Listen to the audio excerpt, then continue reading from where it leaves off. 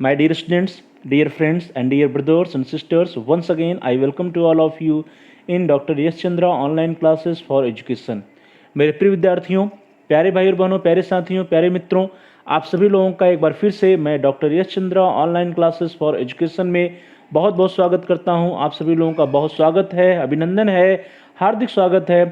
मेरे प्रिय विद्यार्थियों, प्यारे भाई और बहनों, प्यारे साथियों, जैसा कि आप सभी लोगों को विदित है कि पिछले कुछ कक्षाओं से, पिछले कुछ वीडियोस से हम सभी लोग ह्यूमन राइट्स एंड ड्यूटीज से रिलेटेड कुछ मल्टीपल चॉइस क्वेश्चंस का अभ्यास कर रहे हैं, उसका एक्सरसाइज कर रहे हैं।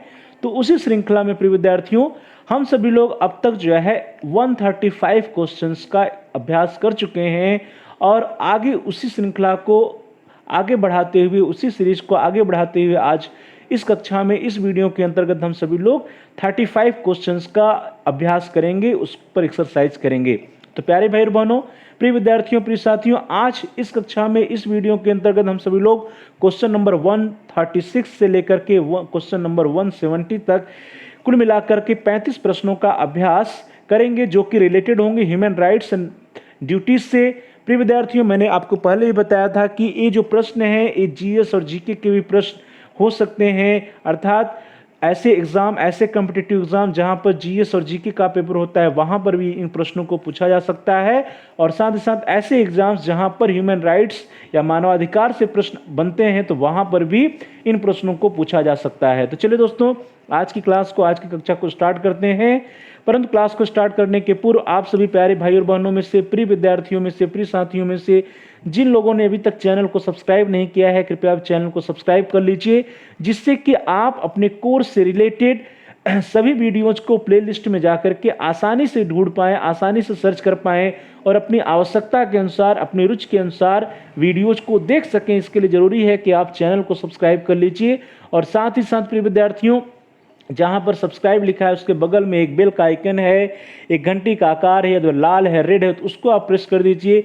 उसको प्रेस करने से यह होगा कि जितने भी नए वीडियोज या जितनी भी नई कक्षाएं आएंगी प्रिय विद्यार्थियों, आपके कोर्स से रिलेटेड उसकी सूचना, उसकी इन्फॉर्मेशन आपको समय से मिल जाएगी और आपका कोई भी वीडियो या कोई भी क्लास मिस नहीं होगा। तो प्यारे भाई और बहनों, प्रिय विद्यार्थियों, प्रिय साथियों, आप जल्दी से, यदि आपने चैनल को सब्सक्राइब नहीं किया है तो सब्सक्राइब कर लीजिए और बेल के आइकन को भी प्रेस कर दीजिए और ऑल के ऑप्शन को भी सेलेक्ट कर लीजिए। और साथ ही साथ इस वीडियो को आप लाइक करिए और लाइक करने के साथ साथ इसको अधिक से अधिक अपने दोस्तों में, फ्रेंड सर्किल में, सहपाठियों के साथ, मित्रों के साथ शेयर करिए, जिससे कि वे भी इस वीडियो का लाभ उठा सके, उनका भी अध्ययन कार्य सुचारू रूप से आगे बढ़ सके। और साथ ही साथ प्यारे भाई और बहनों, प्रिय विद्यार्थियों, प्रिय साथियों, आप इस वीडियो पे कमेंट्स भी कर सकते हैं। कमेंट्स के द्वारा जो भी आपका बहुमूल्य सुझाव हो या कोई प्रश्न हो या कोई समस्या हो प्रिय विद्यार्थियों, उसको आप हमसे शेयर कर सकते हैं। हम आपके प्रश्नों का उत्तर देने का प्रयास करेंगे, आपकी समस्याओं का समाधान करने का प्रयास करेंगे। और साथ ही साथ प्रिय विद्यार्थियों, जो भी आपकी प्रश्न होंगे, समस्याएं होंगी, उनका हम उत्तर देने का प्रयास करेंगे और जो भी आपके वैल्यूएबल सजेशंस आएंगे, उन सुझावों पर अनुपालन भी करने का प्रयास करेंगे। तो प्रिय विद्यार्थियों, प्यारे भाई और बहनों, प्यारे साथियों, आप जल्दी से इस वीडियो को लाइक कर दीजिए, वीडियो को शेयर करिए, वीडियो पे आप कमेंट्स भी कर सकते हैं। और साथ ही साथ यदि आप अभी तक आपने चैनल को सब्सक्राइब नहीं किया है तो जल्दी से आप चैनल को सब्सक्राइब कर लीजिए और बेल के आइकन को भी प्रेस करिए। साथ ही साथ जो ऑल का ऑप्शन आता है, उस ऑल के ऑप्शन को भी सेलेक्ट कर लीजिए।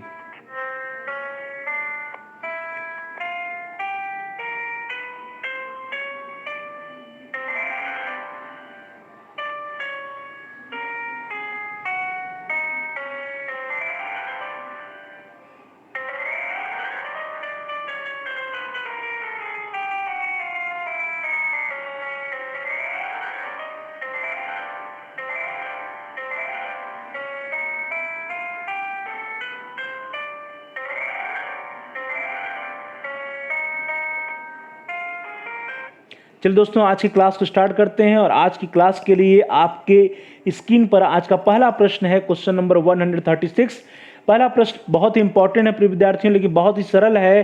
क्वेश्चन नंबर 136 कहता है कि हिंदुओं पर लगने वाले जजिया कर को किसने समाप्त कर दिया था? प्रिय विद्यार्थियों, किस शासक ने जो हिंदुओं पर एक कर लगता था जिसका नाम है जजिया कर, उसको किसने समाप्त कर दिया था? यह प्रश्न है और इसके ऑप्शंस आपकी स्क्रीन पर है। ए अकबर, बी अशोक, सी है प्रिय विद्यार्थियों शाहजहां और डी है औरंगजेब। तो प्यारे भाई और बहनों, प्रिय विद्यार्थियों, प्रिय साथियों, जो भी आपका आंसर है हो, यदि आप लाइव क्लास के दौरान उपस्थित हैं, प्रेजेंट हैं, तो आप चैट बॉक्स में अपने आंसर को टाइप कर दीजिए, जिससे कि हमको भी पता चल सके कि आपका आंसर सही है या गलत है, आपकी तैयारी किस स्तर की है। तो जल्दी से आप अपने आंसर को चैट बॉक्स में टाइप करिए। Very good. हिंदुओं पर लगने वाला जो जजिया कर था उसको किस शासक ने समाप्त किया? प्रिय विद्यार्थियों, यह प्रश्न है और इसके ऑप्शंस आपकी स्क्रीन पर है। ए है अकबर, बी है अशोक, सी है शाहजहां और डी है औरंगजेब। तो क्या होगा प्रिय विद्यार्थियों? औरंगजेब नहीं है, शाहजहां नहीं है, अशोक नहीं है, कौन है? अकबर हैं। तो इस तरह से आप सभी लोगों में से जो जिन लोगों ने ए ऑप्शन चुना है, जिन लोगों का आंसर ए या अकबर है, आप सभी लोगों के उत्तर सही हैं। अकबर ने हिंदुओं पर लगने वाले जजिया कर को समाप्त कर दिया था। चलिए दोस्तों आगे बढ़ते हैं। अगला प्रश्न आपकी स्क्रीन पर क्वेश्चन नंबर 137, प्रश्न संख्या 137 है कि 1984 की कार्टजेना घोषणा का संबंध किससे है? प्रिय विद्यार्थियों, कार्टजेना डिक्लेरेशन ऑफ 1984 या 1984 के कार्टजेना घोषणा का संबंध किससे है? और इसके ऑप्शंस आपकी स्क्रीन पर। ए बच्चों से है, बी महिलाओं से है, सी बुजुर्गों से है या डी शरणार्थियों से है? प्रिय विद्यार्थियों, यह बहुत ही इंपॉर्टेंट क्वेश्चन है और एग्जाम में पूछा जा सकता है कि 1984 के कार्टजेना घोषणा या कार्टजेना डिक्लेरेशन ऑफ 1984 का संबंध किससे है? जो भी आपका आंसर उसको आप जल्दी से चैट बॉक्स में टाइप कर दीजिए। Very good. क्या होगा प्रिय विद्यार्थियों इसका उत्तर? ये बच्चों से नहीं है, महिलाओं से नहीं है, बुजुर्गों से नहीं, किससे है?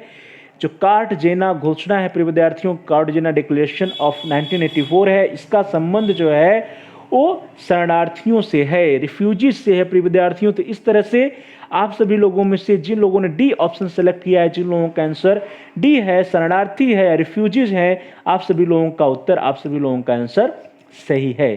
चल दोस्तों आगे बढ़ते हैं। अगला प्रश्न आपकी स्क्रीन पर आ रहा है, दैट इज क्वेश्चन नंबर 138, प्रश्न संख्या 138 आपकी स्क्रीन पर है प्रिय विद्यार्थियों कि संविधान की कुंजी किसे कहते हैं? प्रिय विद्यार्थियों, जो हमारा भारतीय संविधान है, भारतीय संविधान की कुंजी या की ऑफ द इंडियन कॉन्स्टिट्यूशन किसे कहा जाता है? यह प्रश्न है और बहुत ही सरल प्रश्न है प्रिय विद्यार्थियों, लेकिन बहुत इंपॉर्टेंट प्रश्न है क्योंकि अधिकांशतः एग्जाम में पूछा जाता है। और इसके ऑप्शंस आपकी स्क्रीन पर है। ए मौलिक कर्तव्य, बी मौलिक अधिकार, सी राष्ट्रपति का पद या डी प्रस्तावना। तो प्रिय विद्यार्थियों, जो भी आपका उत्तर है जल्दी से आप चैट बॉक्स में टाइप करिए। वेरी गुड, शाबाश। संविधान की कुंजी किसे कहते हैं प्रिय विद्यार्थियों? तो क्या होगा इसका उत्तर? जल्दी से चैट बॉक्स में टाइप करिए। Very good. मौलिक कर्तव्य नहीं है प्रिय विद्यार्थियों, मौलिक अधिकार भी नहीं, राष्ट्रपति का पद नहीं। क्या है? जो हमारे संविधान की प्रस्तावना है या उद्देशिका है संविधान की, उसी को संविधान की कुंजी कहा जाता है। तो इस तरह से जो डी ऑप्शन है, D option is the right option. आप सभी लोगों में से जिन लोगों ने प्रस्तावना उत्तर दिया है या उद्देश्य का उत्तर दिया है, introduction of the Indian constitution बोला है, या फिर जिन आप सभी लोगों में से जिन लोगों ने डी ऑप्शन सिलेक्ट किया, आप सभी लोगों का उत्तर सही है। संविधान की कुंजी संविधान की प्रस्तावना या उद्देशिका को कहते हैं। चलो दोस्तों आगे बढ़ते हैं। अगला प्रश्न आपकी स्क्रीन पर है क्वेश्चन नंबर 139, प्रश्न संख्या 139 आपकी स्क्रीन पर कि संयुक्त राष्ट्र के किस मुख्य अंग को मानवाधिकार एवं मूल स्वतंत्रताओं के संबंध में विशिष्ट कृत्य सौंपे गए हैं? ध्यान दीजिएगा कि संयुक्त राष्ट्र के किस मुख्य अंग को मानवाधिकार एवं मूल स्वतंत्रताओं के संबंध में विशिष्ट कृत्य सौंपे गए हैं और इसके ऑप्शंस आपकी स्क्रीन पर है। ए जनरल असेंबली या महासभा, बी सिक्योरिटी काउंसिल या सुरक्षा परिषद, सी ट्रस्टीशिप काउंसिल या न्यास्टा परिषद या जिसको हम लोग प्रन्यास परिषद भी कहते हैं, और डी है इकोनॉमिक एंड सोशल काउंसिल या आर्थिक और सामाजिक परिषद। तो प्रिय विद्यार्थियों, जल्दी से अपने आंसर को चैट बॉक्स में टाइप कर दीजिए। Very good. संयुक्त राष्ट्र के किस मुख्य अंग को मानवाधिकार एवं मूल स्वतंत्रताओं के संबंध में विशिष्ट कृत्य सौंपे गए हैं, यह प्रश्न है और इसका उत्तर जो भी है आप जल्दी से चैट बॉक्स में टाइप करिए। क्या होगा प्रिय विद्यार्थियों? संयुक्त राष्ट्र के किस मुख्य अंग को मानवाधिकार एवं मूल स्वतंत्रताओं के संबंध में विशिष्ट कृत्य सौंपे गए हैं? तो आर्थिक एवं सामाजिक परिषद नहीं है, ट्रस्टीशिप काउंसिल या प्रन्यास या न्यास्टा परिषद भी नहीं है, सिक्योरिटी काउंसिल भी नहीं। क्या इसका सही उत्तर है? इसका सही उत्तर है जनरल असेंबली या महासभा। तो इस तरह से आप सभी लोगों में से जिन लोगों ने ए ऑप्शन चुना है, जिन लोगों का आंसर महासभा है, जनरल असेंबली है, आप सभी लोगों के उत्तर, आप सभी लोगों के आंसर सही हैं। चलो दोस्तों आगे बढ़ते हैं। अगला प्रश्न आपकी स्क्रीन पर आ रहा है क्वेश्चन नंबर 140, प्रश्न संख्या 140 कहता है कि निम्न में से किसे दुनिया का पुलिसमैन कहा जाता है? प्रिय विद्यार्थियों, दुनिया का पुलिसमैन किसे कहा जाता है, यह प्रश्न है। और इसके ऑप्शंस आपकी स्क्रीन पर है। ए है जनरल असेंबली या महासभा, बी है सुरक्षा परिषद या सिक्योरिटी काउंसिल, सी है ट्रस्टीशिप काउंसिल या प्रन्यास परिषद या न्यस्ता परिषद, और डी है इकोनॉमिक एंड सोशल काउंसिल या आर्थिक एवं सामाजिक परिषद। तो प्रिय विद्यार्थियों, जल्दी से अपने आंसर को चैट बॉक्स में टाइप करिए। प्रश्न आपकी स्क्रीन पर एकदम स्पष्ट है कि निम्न में से किसे दुनिया का पुलिसमैन कहा जाता है। ध्यान दीजिए कि दुनिया का पुलिसमैन किसे कहा जाता है, यह प्रश्न है। और जल्दी से अपने आंसर को चैट बॉक्स में टाइप कर दीजिए। इसका ऑप्शन जो है ए है महासभा, बी है सुरक्षा परिषद, सी है प्रन्यास परिषद और डी है आर्थिक एवं सामाजिक परिषद। जल्दी चैट बॉक्स में टाइप करिए। Very good. क्या होगा इसका उत्तर विद्यार्थियों? आर्थिक और सामाजिक परिषद नहीं है, ट्रस्टीशिप काउंसिल नहीं है, जनरल असेंबली नहीं है। क्या है? सुरक्षा परिषद या सिक्योरिटी काउंसिल को दुनिया का पुलिसमैन कहा जाता है, पुलिसमैन ऑफ द वर्ल्ड कहा जाता है। इस तरह से आप सभी लोगों में से जिन लोगों ने बी ऑप्शन चुना है, जिन लोगों का आंसर बी है सिक्योरिटी काउंसिल या सुरक्षा परिषद है, आप सभी लोगों का उत्तर, आप सभी लोगों का आंसर सही है। चलिए दोस्तों आगे बढ़ते हैं। अगला प्रश्न आपकी स्क्रीन पर आ रहा है, दैट इज क्वेश्चन नंबर 141। प्रश्न संख्या 141 कहता है कि वर्तमान में संयुक्त राष्ट्र संघ का महासचिव कौन है। प्रिय विद्यार्थियों, यह एक प्रश्न है जो कि करंट अफेयर से है, समसामयिकी से है कि जो संयुक्त राष्ट्र संघ है उसका महासचिव कौन है, secretary of general of the United Nations किसे कहते हैं। प्रिय विद्यार्थियों, इसके ऑप्शंस आपकी स्क्रीन पर। ए बुतरस घाली, बी बान की मून, सी कोफी अन्नान या डी एंटोनियो गुटरेश। प्रिय विद्यार्थियों, बहुत इंपॉर्टेंट क्वेश्चन है, आपसे कॉम्पिटिटिव एग्जाम में पूछा जा सकता है कि who is the secretary general of the United Nations, या वर्तमान में संयुक्त राष्ट्र संघ का महासचिव कौन है। यह एक समसामयिकी या करंट अफेयर्स में भी इस प्रश्न को पूछा जा सकता है। तो जल्दी से अपने आंसर को चैट बॉक्स में टाइप करिए। प्रिय विद्यार्थियों, क्या होगा इसका उत्तर? बुतरस घाली नहीं है, कोफी अन्नान भी नहीं है, बान की मून भी इस समय नहीं है। तो कौन इस समय? एंटोनियो गुटरेश हैं। तो इस तरह से आप सभी लोगों में से जिन लोगों ने डी ऑप्शन चुना है, जिन लोगों का आंसर एंटोनियो गुटरेस है, आप सभी लोगों का उत्तर सही है। प्रिय विद्यार्थियों, वर्तमान समय में एंटोनियो गुटरेस जो है संयुक्त राष्ट्र संघ के महासचिव या secretary general of the United Nations हैं। ध्यान दीजिए, ये क्या है? पुर्तगाल के निवासी हैं और इन्होंने 1 जनवरी 2017 को सचिव का कार्यभार ग्रहण किया और 1 जनवरी 2017 से लेकर वर्तमान समय तक एंटोनियो गुटरेस जो है संयुक्त राष्ट्र संघ के महासचिव हैं। प्रिय विद्यार्थियों, आप सभी लोगों ने बान की मून का भी नाम सुना होगा। तो एंटोनियो गुटरेस के पहले बान की मून जो है वो संयुक्त राष्ट्र संघ के महासचिव थे, जो कि दक्षिण कोरियाई थे। तो दक्षिण कोरियाई ओरिजिन के बान की मून इसके पूर्व में जो है संयुक्त राष्ट्र संघ के महासचिव थे, परंतु वर्तमान में पुर्तगाल निवासी एंटोनियो गुटरेस जो है संयुक्त राष्ट्र संघ के महासचिव या secretary general of the United Nations हैं। तो प्रिय विद्यार्थियों, कौन है? एंटोनियो गुटरेस हैं। इस तरह से D option is the right option. चलिए आगे बढ़ते हैं। अगला प्रश्न आपकी स्क्रीन पर, क्वेश्चन नंबर 142। प्रश्न संख्या 142 कहता है कि निम्न में से किसे विश्व की लघु संसद भी कहा जाता है। ध्यान दीजिए प्रिय विद्यार्थियों, विश्व की लघु संसद किसे कहा जाता है, यह प्रश्न है। और इसके ऑप्शंस आपकी स्क्रीन पर। ए जनरल असेंबली या महासभा, बी सुरक्षा परिषद या सिक्योरिटी काउंसिल, सी प्रन्यास परिषद या न्यस्ता परिषद या ट्रस्टीशिप काउंसिल, डी है प्रिय विद्यार्थियों इकोनॉमिक एंड सोशल काउंसिल या आर्थिक और सामाजिक परिषद। तो जल्दी से अपने आंसर को चैट बॉक्स में टाइप करिए। वेरी गुड, शाबाश। विश्व का लघु संसद किसे कहा जाता है प्रिय विद्यार्थियों? तो इसका जो उत्तर होगा वो क्या होगा? डी नहीं है, आर्थिक और सामाजिक परिषद नहीं है, ट्रस्टीशिप काउंसिल नहीं है, सिक्योरिटी काउंसिल नहीं। क्या है? महासभा या जनरल असेंबली को विश्व का लघु संसद भी कहा जाता है। तो इस तरह से आप सभी लोगों में से जिन लोगों ने ए ऑप्शन चुना है, जिन लोगों का आंसर जनरल असेंबली या महासभा है, आप सभी लोगों के आंसर, आप सभी लोगों के उत्तर सही है। चलिए दोस्तों आगे बढ़ते हैं। अगला प्रश्न आपकी स्क्रीन पर आ रहा है, दैट इज क्वेश्चन नंबर 143। बहुत ही इंपॉर्टेंट क्वेश्चन है प्रिय विद्यार्थियों कि United Nations High Commissioner for Human Rights UNHCHR का कार्यालय या हेडक्वार्टर या ऑफिस कहाँ है। ध्यान दीजिए, UNHCHR that is United Nations High Commissioner for Human rights का हेडक्वार्टर या मुख्यालय या ऑफिस कहाँ है। इसके ऑप्शंस आपकी स्क्रीन पर। A London, B Geneva, C Paris या डी मास्को। तो प्रिय विद्यार्थियों, जल्दी से अपने आंसर को चैट बॉक्स में टाइप करिए। वेरी गुड, शाबाश। कहाँ है प्रिय विद्यार्थियों? United Nations High Commissioner for Human Rights UNHCHR का जो हेडक्वार्टर है, ऑफिस है, वो कहाँ है? मास्को में नहीं है, पेरिस में नहीं है, लंदन में नहीं, कहाँ है? जिनेवा में है। तो प्रिय विद्यार्थियों इस तरह से जिनेवा आंसर जो है वो सही है। आप सभी लोगों में से जिन लोगों ने बी ऑप्शन चुना है, जिन लोगों का आंसर जिनेवा है, आप सभी लोगों के आंसर, आप सभी लोगों का उत्तर सही है। UNHCHR that is United Nations High Commissioner for Human rights का हेडक्वार्टर या ऑफिस जो है वो जिनेवा में स्थित है।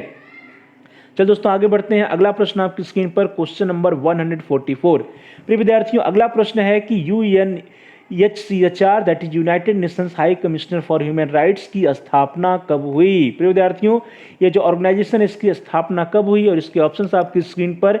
ए 20 दिसंबर 1990, बी 20 दिसंबर 1991, सी 20 दिसंबर 1992 या डी है प्रिय विद्यार्थियों 20 दिसंबर 1993। तो जल्दी से आपने आंसर को चैट बॉक्स में टाइप करिए। वेरी गुड, शाबाश। UNHCHR की स्थापना कब हुई है प्रिय विद्यार्थियों? जो भी आपका उत्तर उसको आप चैट बॉक्स में टाइप कर सकते हैं। Very good. तो कब हुई थी प्रिय विद्यार्थियों? 20 दिसंबर 1990 को नहीं हुई, 1991 नहीं हुई, 1992 में नहीं। कब हुई थी? 20 दिसंबर 1993 को UNHCHR की स्थापना हुई। तो प्रिय विद्यार्थियों इस तरह से United Nations High Commissioner for Human rights की स्थापना 20 दिसंबर 1993 को हुई। तो आप सभी लोगों में से जिन लोगों ने डी ऑप्शन चुना या जिन लोगों का आंसर 20 दिसंबर 1993 है, डी ऑप्शन है, आप सभी लोगों का उत्तर सही है। चलिए प्रिय विद्यार्थियों आगे बढ़ते हैं। अगला प्रश्न आपकी स्क्रीन पर बहुत ही महत्वपूर्ण प्रश्न है, बहुत इंपॉर्टेंट क्वेश्चन है। दैट इज क्वेश्चन नंबर 145 कहता है कि मैग्ना कार्टा किस देश के संवैधानिक इतिहास का भाग है। ध्यान दीजिए प्रिय विद्यार्थियों, Magna carta is the part of constitutional history of which country. किस देश के संवैधानिक इतिहास का भाग मैग्ना कार्टा है और इसके ऑप्शंस आपकी स्क्रीन पर। ए भारत, बी अमेरिका, सी रूस और डी इंग्लैंड। तो प्रिय विद्यार्थियों इसके बारे में हम सभी लोग पिछली कक्षाओं में, पिछले वीडियोज में भी चर्चा कर चुके हैं। तो जल्दी से अपने आंसर चैट बॉक्स में टाइप कर दीजिए कि मैग्ना कार्टा किस देश का संवैधानिक इतिहास का भाग है। प्रिय विद्यार्थियों क्या होगा इसका उत्तर? इसका उत्तर भारत नहीं, अमेरिका नहीं, रूस नहीं, क्या है? इंग्लैंड है। तो इस तरह से इंग्लैंड जो है इसका सही उत्तर है। आप सभी प्रिय विद्यार्थियों में से जिन लोगों ने डी ऑप्शन चुना है, जिन लोगों का आंसर डी है या इंग्लैंड है, आप सभी लोगों का उत्तर सही है। इंग्लैंड प्रिय विद्यार्थी जो मैग्ना कार्टा है वो इंग्लैंड के संवैधानिक इतिहास का भाग है।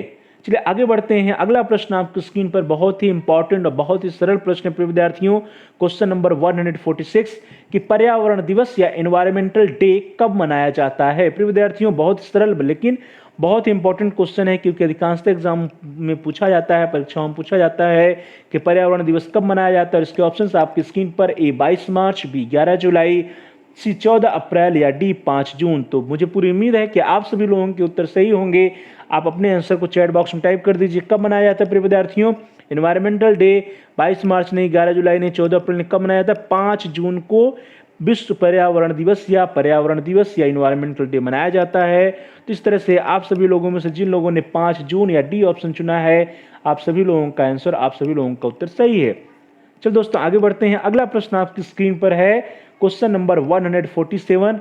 वो भी बहुत इंपॉर्टेंट क्वेश्चन और सरल प्रश्न है प्रिय विद्यार्थियों की। ओजोन डे या ओजोन दिवस कब मनाया जाता है और इसके ऑप्शंस आपकी स्क्रीन पर।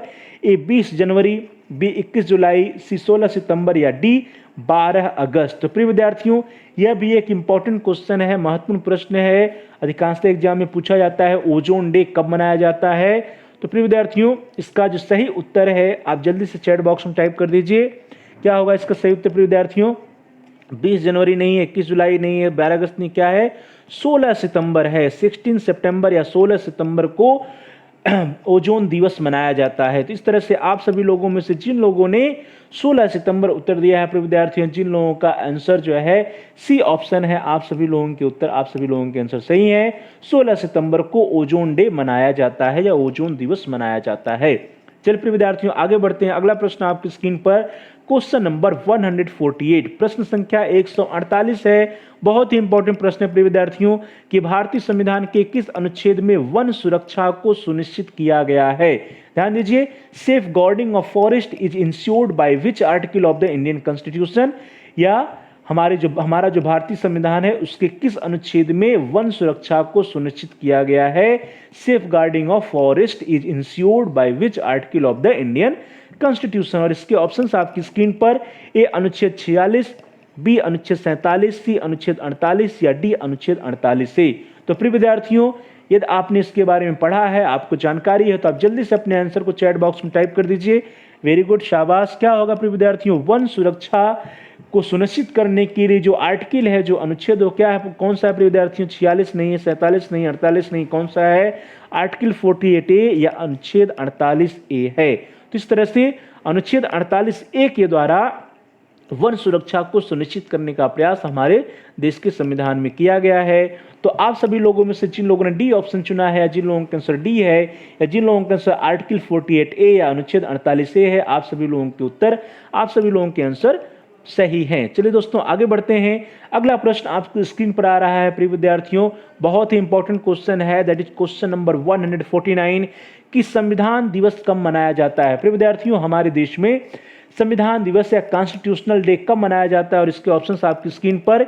ए 26 नवंबर, बी 21 दिसंबर, सी 26 जनवरी या डी 15 अगस्त। तो प्रिय विद्यार्थियों जल्दी से आप अपने आंसर को चैट बॉक्स में टाइप करिए। वेरी गुड, शाबाश। संविधान दिवस कब मनाया जाता है प्रिय विद्यार्थियों? क्या होगा इसका सही उत्तर? जल्दी से आप चैट बॉक्स में टाइप कर दीजिए। 15 अगस्त नहीं, 26 जनवरी नहीं, 21 दिसंबर नहीं, कब मनाया जाता है? 26 नवंबर को संविधान दिवस या कॉन्स्टिट्यूशनल डे मनाया जाता है। तो इस तरह से आप सभी लोगों में से जिन लोगों ने ए ऑप्शन चुना, जिन लोगों का आंसर ए है या 26 नवंबर है या 26 नवंबर है, आप सभी लोगों का उत्तर सही है। हमारे देश में 26 नवंबर को कॉन्स्टिट्यूशनल डे या संविधान दिवस मनाया जाता है। चल दोस्तों आगे बढ़ते हैं। अगला प्रश्न आपकी स्क्रीन पर आ रहा है, दैट इज क्वेश्चन नंबर 150, प्रश्न संख्या 150। बहुत ही इंपॉर्टेंट क्वेश्चन है प्रिय विद्यार्थियों कि भारतीय संविधान के किस अनुच्छेद में कृषि एवं पशुपालन के संगठन को सुनिश्चित किया गया है? ध्यान दीजिए प्रिय विद्यार्थियों, कहा जा रहा है कि भारतीय संविधान के किस अनुच्छेद में कृषि एवं पशुपालन के संगठन को सुनिश्चित किया गया है, और इसके ऑप्शंस आपकी स्क्रीन पर है। ए अनुच्छेद 46 आर्टिकल 46, बी अनुच्छेद 47 या आर्टिकल 47, सी अनुच्छेद 48 या आर्टिकल 48, और डी है प्रिय विद्यार्थियों अनुच्छेद 49 या आर्टिकल 49। तो जल्दी से आप अपने आंसर को चैट बॉक्स में टाइप करिए। Very good. भारतीय संविधान के किस अनुच्छेद में कृषि एवं पशुपालन के संगठन को सुनिश्चित किया गया है, यह प्रश्न है प्रिय विद्यार्थियों। तो इसका उत्तर क्या होगा? इसका उत्तर प्रिय विद्यार्थियों आर्टिकल 46 नहीं है, 47 भी नहीं है, और आर्टिकल 49 भी नहीं है। क्या है? अनुच्छेद 48 है प्रिय विद्यार्थियों। अनुच्छेद 48 या आर्टिकल 48 में कृषि एवं पशुपालन के संगठन को सुनिश्चित किया गया है। तो इस तरह से आप सभी लोगों में से जिन लोगों ने सी ऑप्शन चुना है, जिन लोगों का आंसर सी है, अनुच्छेद 48 है प्रिय विद्यार्थियों, आप सभी लोगों के उत्तर, आप सभी लोगों के आंसर सही है।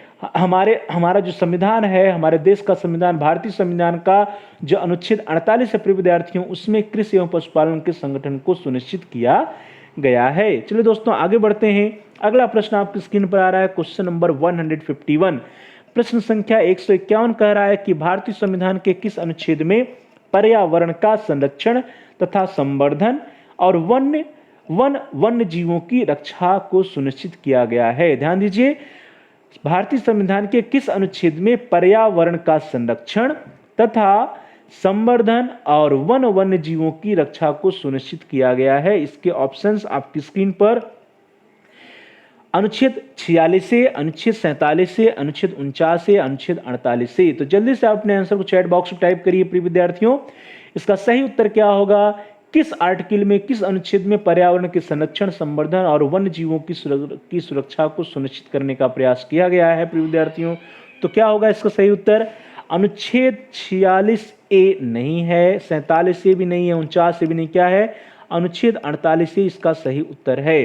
तो आर्टिकल 48A के अंतर्गत हमारे देश के संविधान में पर्यावरण के संरक्षण एवं संवर्धन तथा वन्य जीवों की रक्षा को सुनिश्चित करने का प्रावधान है। तो इस तरह से आप सभी लोगों में से जिन लोगों ने डी ऑप्शन चुना है, जिन लोगों का आंसर डी है, आर्टिकल 48A है, अनुच्छेद 48 है, आप सभी लोगों के उत्तर सही है। चलिए प्रिय विद्यार्थियों आगे बढ़ते हैं। अगला प्रश्न आपकी स्क्रीन पर है, क्वेश्चन नंबर 152, प्रश्न संख्या 152 कह रहा है कि मौलिक अधिकारों के किस वर्ग में अस्पृश्यता उन्मूलन या अबोलिशन ऑफ अनटचेबिलिटी को समाविष्ट किया गया है? ध्यान दीजिए, अबोलिशन ऑफ अनटचेबिलिटी अर्थात अस्पृश्यता उन्मूलन को मौलिक अधिकारों के किस कैटेगरी में, किस वर्ग में सम्मिलित किया गया है, समाविष्ट किया गया, यह प्रश्न है। और इसके ऑप्शंस आपकी स्क्रीन पर हैं प्रिय विद्यार्थियों। ए धर्म का अधिकार, बी स्वतंत्रता का अधिकार, सी शोषण के विरुद्ध अधिकार, या डी समता या समानता का अधिकार। तो प्रिय विद्यार्थियों, आपके हिसाब से जो भी सही उत्तर हो, जो आपको सही आंसर लग रहा हो, उसको आप जल्दी से चैट बॉक्स में टाइप कर दीजिए। Very good. मौलिक अधिकारों के किस वर्ग में अस्पृश्यता उन्मूलन या अबोलिशन ऑफ अनटचेबिलिटी समाविष्ट है प्रिय विद्यार्थियों? तो किस में है? वो धर्म के अधिकार में नहीं है, स्वतंत्रता के अधिकार में भी नहीं है, शोषण के विरुद्ध अधिकार में किस में है? समता एवं समानता के अधिकार के अंतर्गत प्रिय विद्यार्थियों अस्पृश्यता के उन्मूलन या अबोलिशन ऑफ अनटचेबिलिटी का समाविष्ट है। तो इस तरह से जो डी ऑप्शन है या समता एवं समानता का अधिकार है प्रिय विद्यार्थियों सही है। आप सभी लोगों में से जिन लोगों ने डी ऑप्शन चुना या जिन लोगों का आंसर समता का अधिकार या समानता का अधिकार या राइट्स ऑफ इक्वलिटी है, आप सभी लोगों के आंसर, आप सभी लोगों के उत्तर सही हैं। चलिए प्रिय विद्यार्थियों आगे बढ़ते हैं। अगला प्रश्न बहुत ही इंपॉर्टेंट क्वेश्चन है, बहुत ही सरल प्रश्न भी है, लेकिन सरल के साथ साथ महत्वपूर्ण है। क्वेश्चन नंबर 153 कि संविधान की आत्मा किसे कहते हैं? प्रिय विद्यार्थियों, जो हमारे देश का संविधान है, जो इंडियन कॉन्स्टिट्यूशन है, इंडियन कॉन्स्टिट्यूशन में संविधान की आत्मा या soul of the Indian constitution किसे कहा जाता है? यह प्रश्न है और इसके ऑप्शंस आपकी स्क्रीन पर। ए मौलिक कर्तव्य को, बी मौलिक अधिकार को, सी संवैधानिक उपचारों के अधिकार को, या डी हमारे देश की जो संविधान है उसकी प्रस्तावना को, प्रेम्बल को। तो प्रिय विद्यार्थियों जल्दी से अपने आंसर को चैट बॉक्स में टाइप करिए। वेरी गुड, शाबाश। मुझे पूरी उम्मीद है कि आप सभी लोगों के उत्तर सही होंगे, क्योंकि इसके बारे में हम सब लोग पहले भी पढ़ चुके हैं। तो संविधान की आत्मा किसे कहते हैं? मौलिक कर्तव्य को नहीं कहते हैं, मौलिक अधिकार को नहीं, प्रस्तावना को भी नहीं। किसे कहा जाता है? संवैधानिक उपचारों का जो अधिकार है प्रिय विद्यार्थियों, उस संवैधानिक उपचारों के अधिकार को संविधान की आत्मा या soul of the Indian constitution कहा जाता है। तो इस तरह से आप सभी लोगों में से जिन लोगों ने सी ऑप्शन चुना है, आप सभी लोगों का उत्तर सही है। जिन लोगों ने संवैधानिक उपचारों के अधिकार को चुना है, आप सभी लोगों का उत्तर सही है। संवैधानिक उपचारों के अधिकार को संविधान की आत्मा कहते हैं।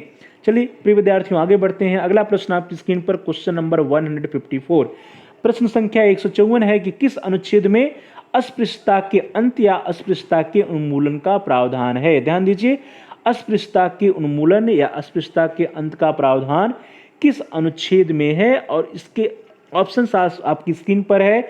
ए अनुच्छेद 14, बी अनुच्छेद 15, सी अनुच्छेद 16, या डी अनुच्छेद 17। आप सभी लोगों के लिए बहुत ही सरल प्रश्न होगा, क्योंकि आप सभी लोग इसके बारे में पहले भी पढ़ चुके हैं। तो जल्दी से अपने आंसर को चैट बॉक्स में टाइप कर दीजिए। वेरी गुड, शाबाश। किस अनुच्छेद में अस्पृश्यता के अंत या अस्पृश्यता के उन्मूलन, that is abolition of untouchability का प्रावधान है? तो प्रिय विद्यार्थियों इसका सही उत्तर क्या है?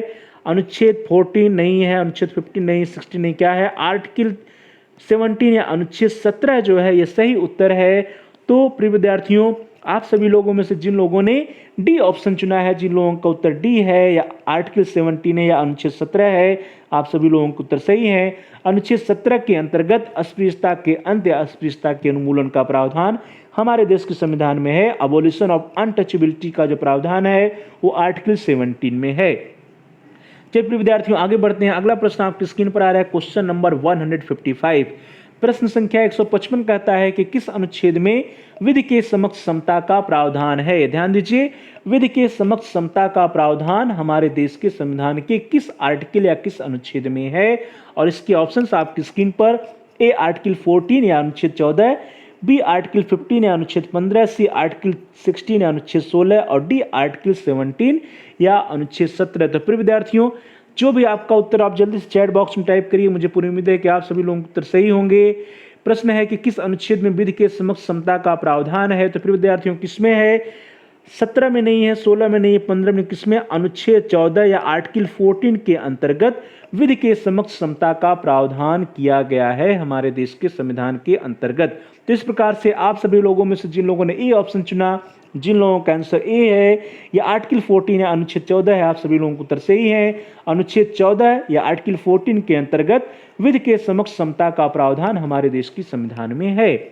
चलिए प्रिय विद्यार्थियों, प्यारे भाई और बहनों, प्यारे साथियों, आगे बढ़ते हैं। अगला प्रश्न आपकी स्क्रीन पर आ रहा है क्वेश्चन नंबर 156, प्रश्न संख्या 156 है कि संविधान के किस अनुच्छेद के अंतर्गत समता या समानता का मौलिक अधिकार का प्रावधान है? ध्यान दीजिए, समता या समानता के मौलिक अधिकार का प्रावधान किस अनुच्छेद के अंतर्गत है? और इसके ऑप्शंस आपकी स्क्रीन पर। ए अनुच्छेद 14 से 18, बी अनुच्छेद 15 से 18, सी अनुच्छेद 16 से 18, सी है डी है अनुच्छेद 10 से 18। तो बहुत ही सरल प्रश्न है आप सभी लोगों के लिए, क्योंकि आप सभी लोग इसके बारे में पढ़ चुके हैं, अध्ययन कर चुके हैं।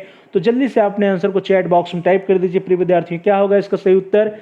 संविधान के किस अनुच्छेद के अंतर्गत समता या समानता का मौलिक अधिकार दिया गया है? तो क्या है इसका सही उत्तर? 10 से 18 नहीं, 16 से 18 नहीं, 15 से 18 नहीं, किस में दिया गया है प्रिय विद्यार्थियों?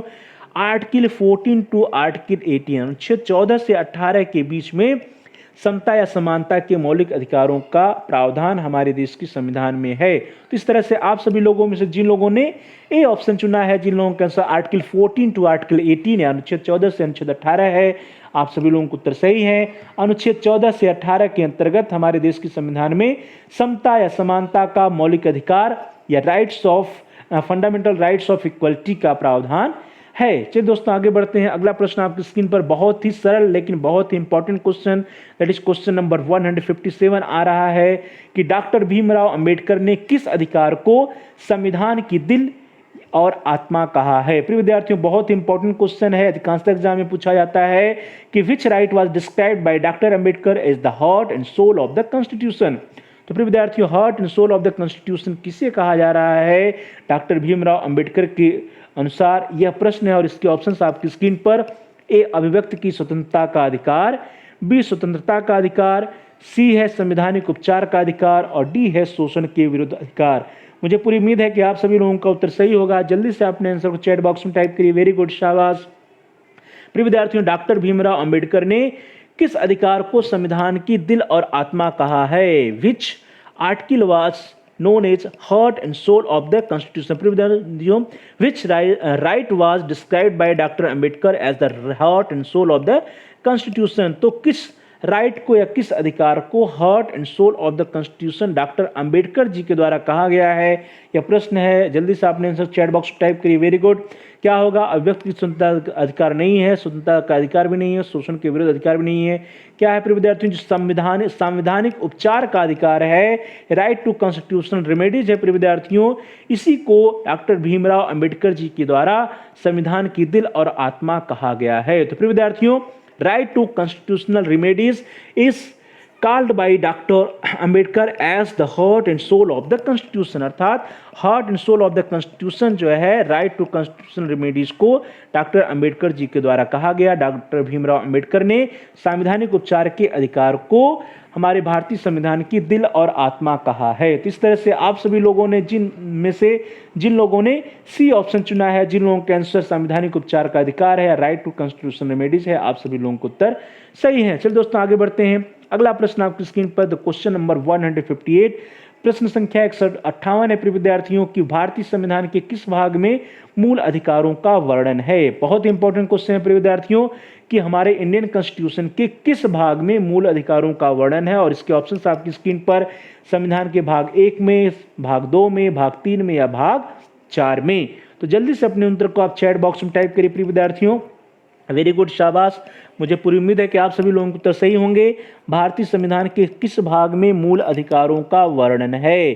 तो प्रिय विद्यार्थियों किसमें है? भाग 1 में नहीं है, संविधान के भाग 2 में भी नहीं है, संविधान के भाग 4 में भी नहीं, किसमें है? संविधान के भाग 3 में फंडामेंटल राइट्स या मूल अधिकारों का वर्णन है। तो इस तरह से आप सभी लोगों में से जिन लोगों ने सी ऑप्शन चुना है, जिन लोगों का आंसर संविधान के भाग 3 है या सी ऑप्शन है, आप सभी लोगों को उत्तर सही है।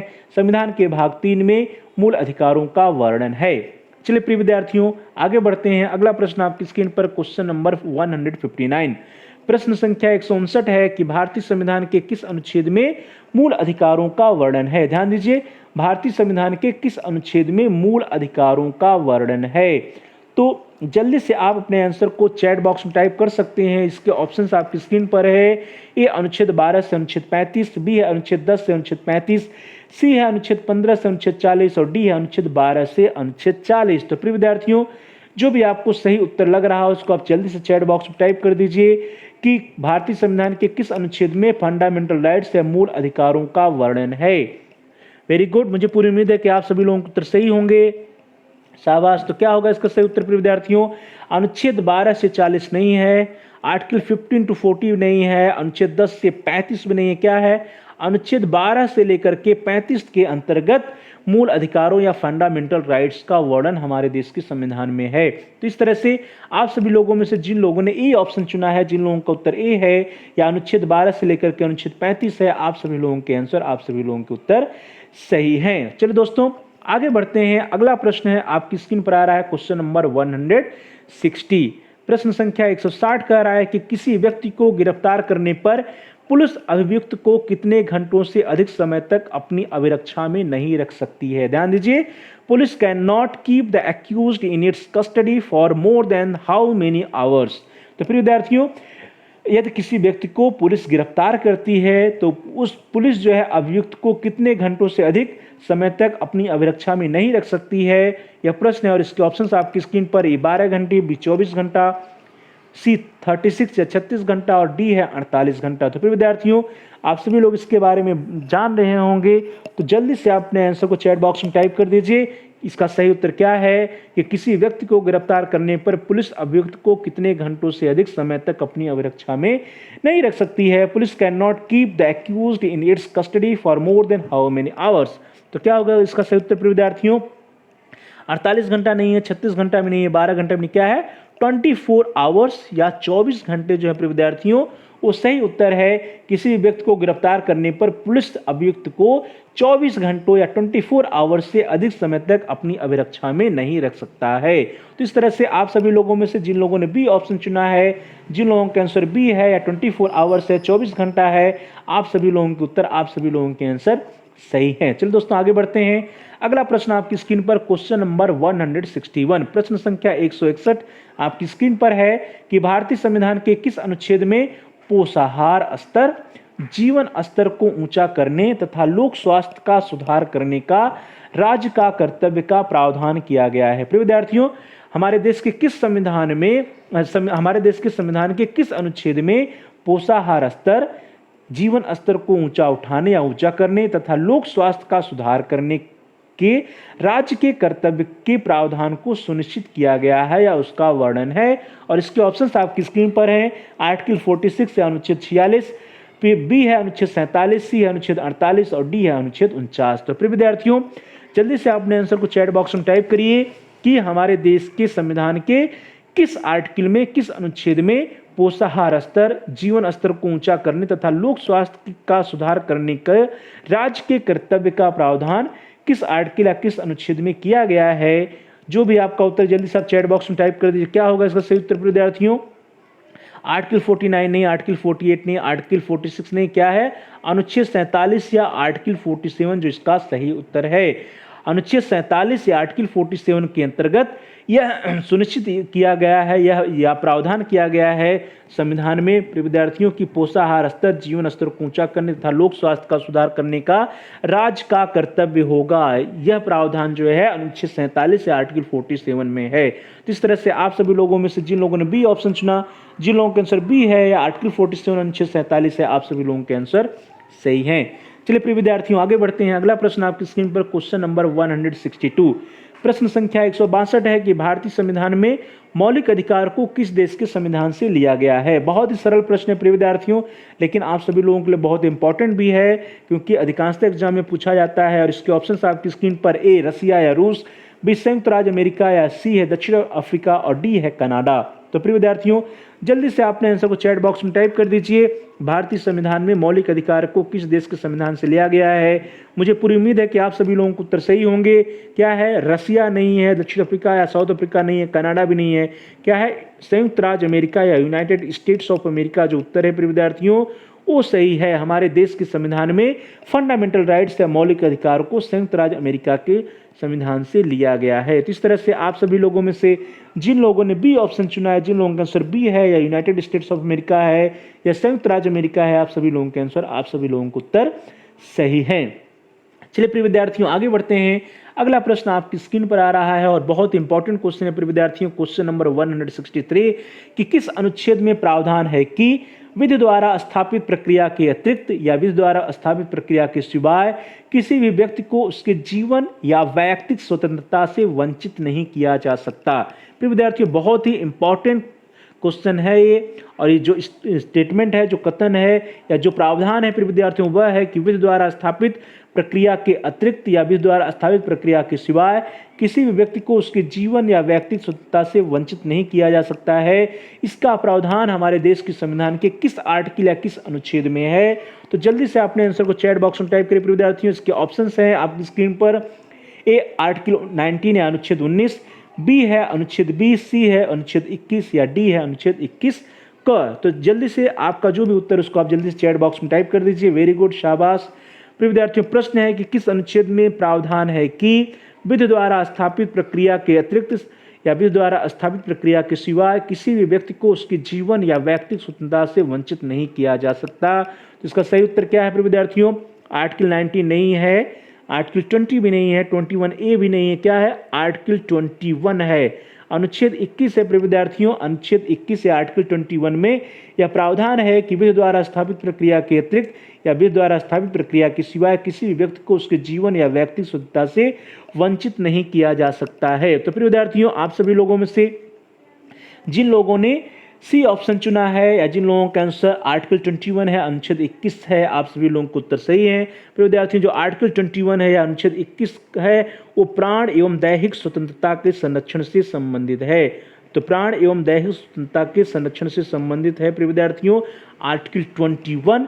और आर्टिकल 21 के अंतर्गत ही यह प्रावधान किया गया है कि विधि द्वारा स्थापित प्रक्रिया के अतिरिक्त या विधि द्वारा स्थापित प्रक्रिया के सिवाय किसी भी व्यक्ति को उसके जीवन या व्यक्तिगत स्वतंत्रता से वंचित नहीं किया जा सकता। चलिए प्रिय विद्यार्थियों, आगे बढ़ते हैं। अगला प्रश्न आपकी स्क्रीन पर क्वेश्चन नंबर 164, प्रश्न संख्या 164 है कि संविधान की धारा 45 निम्न में से किससे संबंधित है? प्रिय विद्यार्थियों, इसके ऑप्शंस आपकी स्क्रीन पर। ए केंद्रीय विश्वविद्यालयों से, बी राजकीय विश्वविद्यालयों से, सी माध्यमिक शिक्षा से या डी अनिवार्य निःशुल्क एवं सार्वभौमिक शिक्षा से। तो जल्दी से आपने आंसर को चैट बॉक्स में टाइप कर दीजिए। Very good. इसके बारे में आप सभी लोग पहले भी पढ़ चुके हैं कि संविधान की जो धारा 45 और निम्न में से किससे संबंधित है? तो केंद्रीय विश्वविद्यालयों से नहीं है, राजकीय विश्वविद्यालयों से नहीं है, माध्यमिक शिक्षा से नहीं, किससे है?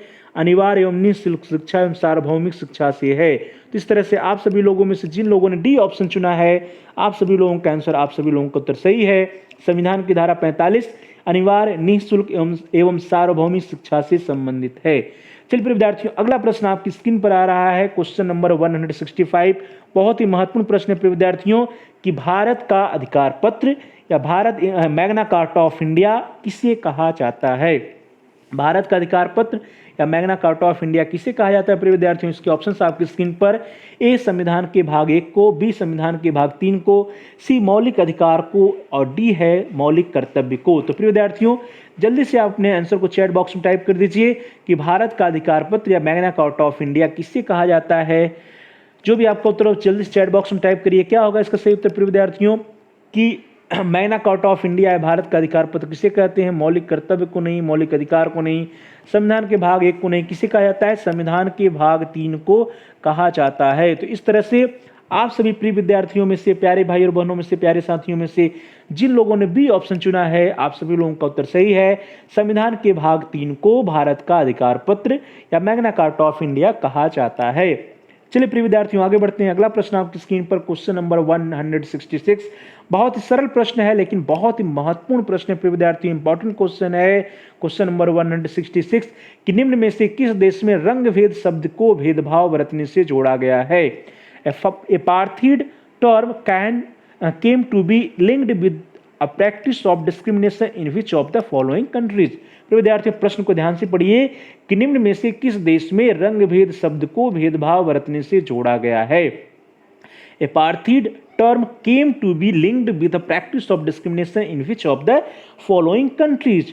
इसके ऑप्शंस प्रिय विद्यार्थियों आपकी स्क्रीन पर है। ए है मोजाम्बिक, बी है दक्षिण अमेरिका, सी है दक्षिण अफ्रीका और डी है तंजानिया। तो प्रिय विद्यार्थियों, जो भी आपका उत्तर है जल्दी से आप चैट बॉक्स में टाइप कर दीजिए। मुझे पूरी उम्मीद है कि आप सभी लोग उत्तर सही होंगे। इसका सही उत्तर क्या है प्रिय विद्यार्थियों? जो रंग भेद है या एपार्थीड टर्म जो है ये किस देश में जोड़ा गया है प्रिय विद्यार्थियों? किस देश में रंग भेद शब्द को भेदभाव बरतने से जोड़ा गया है? तो क्या है?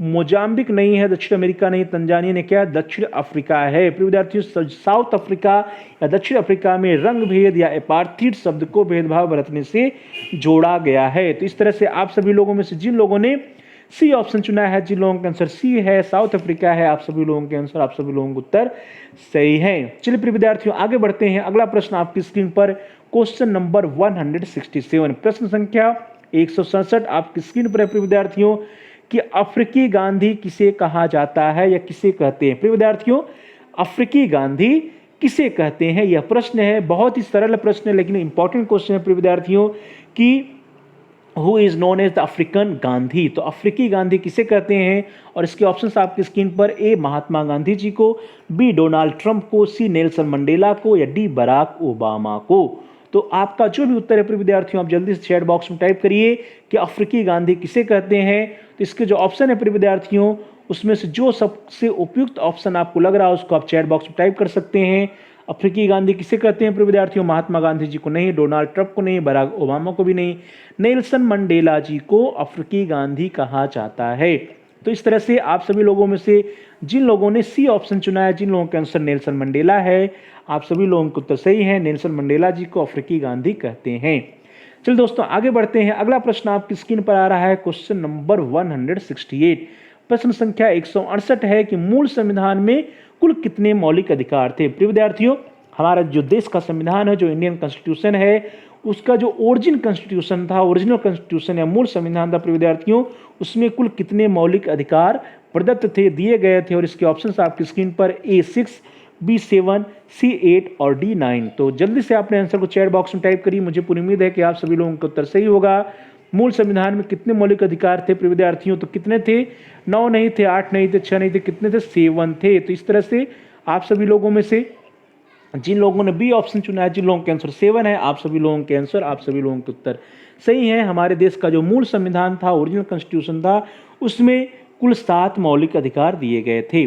चलिए प्रिय विद्यार्थियों आगे बढ़ते हैं। अगला प्रश्न आपकी स्क्रीन पर आ रहा है, दैट इज क्वेश्चन नंबर 169, प्रश्न संख्या 169 आपकी स्क्रीन पर है प्रिय विद्यार्थियों कि international committee of red cross का मुख्यालय कहाँ स्थित है। ध्यान दीजिए, international committee of red cross का हेडक्वार्टर या मुख्यालय कहाँ स्थित है। और इसके ऑप्शंस आपकी स्क्रीन पर है, A the Hague, B New York, C Paris या डी जिनेवा। तो प्रिय विद्यार्थियों बहुत इंपॉर्टेंट क्वेश्चन है कि international committee of red cross जो है इसका हेडक्वार्टर या मुख्यालय ऑफिस कहाँ स्थित है। इसके ऑप्शंस आपकी स्क्रीन पर है, आप चैट बॉक्स से अपना आंसर दे सकते हैं। कहाँ स्थित है प्रिय विद्यार्थियों, द हेग में नहीं है, न्यूयॉर्क में नहीं है, पेरिस नहीं, कहाँ है, जिनेवा में है। तो इस तरह से आप सभी लोगों में से जिन लोगों ने डी ऑप्शन चुना है, जिन लोगों का आंसर जिनेवा है, आप सभी लोगों के उत्तर, आप सभी लोगों के आंसर सही है। जिनेवा में international committee of red cross का मुख्यालय स्थित है। चलिए प्रिय विद्यार्थियों आगे बढ़ते हैं। अगला प्रश्न आपकी स्क्रीन पर आ रहा है, दैट इज क्वेश्चन नंबर 170, प्रश्न संख्या 170 आपकी स्क्रीन पर है प्रिय विद्यार्थियों। बहुत इंपॉर्टेंट क्वेश्चन है कि रेड क्रॉस दिवस कब मनाया जाता है। ध्यान दीजिए कि रेड क्रॉस डे या रेड क्रॉस दिवस कब मनाया जाता है। इसके ऑप्शंस आपकी स्क्रीन पर, ए 5 मई को, बी 15 जुलाई को, सी 8 मई को या डी 10 अगस्त को।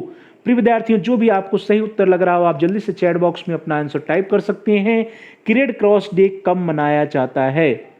तो प्रिय विद्यार्थियों रेड क्रॉस डे कब मनाया जाता है, 5 मई को नहीं मनाते हैं, 15 जुलाई नहीं, 10 अगस्त नहीं, कब मनाया जाता है, 8 मई को मनाया जाता है। तो इस तरह से आप सभी लोगों में से जिन लोगों ने सी ऑप्शन चुना है आप सभी लोगों को उत्तर सही है।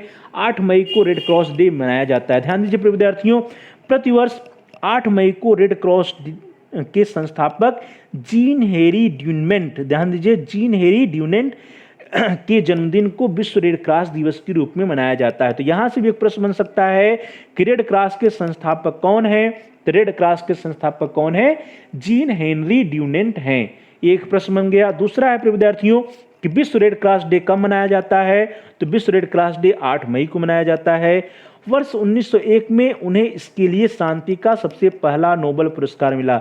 अगला प्रश्न प्रिय विद्यार्थियों कि 1901 में शांति का सबसे पहला नोबेल पुरस्कार किसे मिला। तो किसे मिला, जीन हेनरी ड्यूनेंट को मिला। तो यहां से भी एक प्रश्न बन सकता है, हेनरी ड्यूनेंट ने 9 फरवरी 1863 को स्विट्जरलैंड के जिनेवा में 5 लोगों की कमेटी बनाकर इस संस्था की स्थापना की थी। तो प्रिय विद्यार्थियों यह जो आपका स्क्रीन पे प्रश्न है यह बहुत इंपॉर्टेंट प्रश्न है। रेड क्रॉस डे कब मनाते हैं, 8 मई को मनाते हैं। यहां से कई और प्रश्न बन सकते हैं कि रेड क्रॉस डे की संस्थापक कौन है। तो रेड क्रॉस डे के संस्थापक हेनरी ड्यूनेंट हैं। इनका जो जन्मदिन है वो 8 मई उसको रेड क्रॉस डे के रूप में या वर्ल्ड रेड क्रॉस डे या विश्व रेड क्रॉस दिवस के रूप में मनाया जाता है। इनको नोबेल पुरस्कार कब मिला? तो 1901 में उन्हें इसके लिए शांति का नोबेल पुरस्कार मिला था। ध्यान दीजिए, नोबेल पुरस्कार ऑफ पीस या शांति का सबसे पहला नोबेल पुरस्कार किसे दिया गया? तो हेनरी ड्यूनेंट को दिया गया, रेड क्रॉस के लिए दिया गया। और साथ ही साथ हेनरी ड्यूनेंट ने 9 फरवरी 1863 को इसकी जो स्थापना है स्विट्जरलैंड के जिनेवा में, उन्होंने 5 लोगों की कमेटी बना करके रेड क्रॉस की स्थापना करने का रेड क्रॉस की जो संस्था है इसकी स्थापना उन्होंने 5 लोगों की कमेटी बना करके किया था। तो प्यारे भाई और बहनों, प्रिय विद्यार्थियों, प्रिय साथियों, इस तरह से हम सभी लोगों ने आज की क्लास में, आज की कक्षा में कुल मिलाकर के 35 क्वेश्चन का अभ्यास किया है। प्रिय विद्यार्थियों, इसके पूर्व के कक्षाओं में हम सभी लोगों ने जो है इसके पहले जो 3 वीडियोस थे उसमें इसके पहले के जो वीडियोज हैं प्रिय विद्यार्थियों, जो कि हमारे प्ले लिस्ट में पड़ा हुआ है, आप प्ले लिस्ट में जाकर के आसानी से सर्च करके देख सकते हैं। वहां पर हम सभी लोगों ने 4 कक्षाओं में हम सभी लोगों ने 135 प्रश्नों का अभ्यास किया था और आज की क्लास में हम सभी लोगों ने फिर से 35 प्रश्नों का अभ्यास किया है, क्वेश्चन नंबर 136 लेकर के क्वेश्चन नंबर 170 तक। तो आप सभी प्यारे भाई और बहनों में से, प्रिय विद्यार्थियों में से, प्रिय साथियों में से जिन लोगों ने पिछले वीडियोज को या पिछली प्रश्नों का अभ्यास नहीं किया है, आप प्ले लिस्ट में जाकर के आसानी से मानवाधिकार के प्लेलिस्ट को सिलेक्ट करिए, वहां पे आपको सारे वीडियोस मिल जाएंगे। इस प्रकार से हम सभी लोग अब तक जो है 170 प्रश्नों का 170 क्वेश्चंस का अभ्यास कर चुके हैं, जो कि मानवाधिकार एवं कर्तव्य से संबंधित हैं। तो एक बार फिर से आप सभी लोगों का बहुत बहुत धन्यवाद। Thanks for watching, thanks to all of you. Please like, comment and share on the video. प्रिय विद्यार्थियों, प्यारे भाई और बहनों, प्यारे साथियों, आप इस वीडियो को लाइक करिए और साथ ही साथ इस वीडियो पे आप कमेंट्स कर सकते हैं। कमेंट्स के द्वारा आप अपने बहुमूल्य सुझाव या कोई प्रश्न या कोई समस्या हो तो उसको हम तक पहुंचा सकते हैं। हम आपके प्रश्नों का उत्तर देने का प्रयास करेंगे, आपकी समस्याओं का समाधान करने का प्रयास करेंगे और साथ ही साथ जो भी आपके बहुमूल्य सुझाव आएंगे, वैल्यूएबल सजेशंस आएंगे, उन सुझावों पर अनुपालन भी करने का प्रयास करेंगे। तो please like, comment and share on the video, also subscribe the channel. कृपया आप सभी लोगों में से जिन लोगों ने अभी तक चैनल को सब्सक्राइब नहीं किया है, आप चैनल को सब्सक्राइब कर लीजिए और साथ ही साथ प्रिय विद्यार्थियों, जहां सब्सक्राइब लिखा है उसके बगल में एक बेल का आइकन, उसको भी प्रेस कर दीजिए। उसको प्रेस करने पर कुछ ऑप्शंस आएंगे, विकल्प आएंगे, उन विकल्पों में से आप ऑल के ऑप्शन को सिलेक्ट कर लीजिए।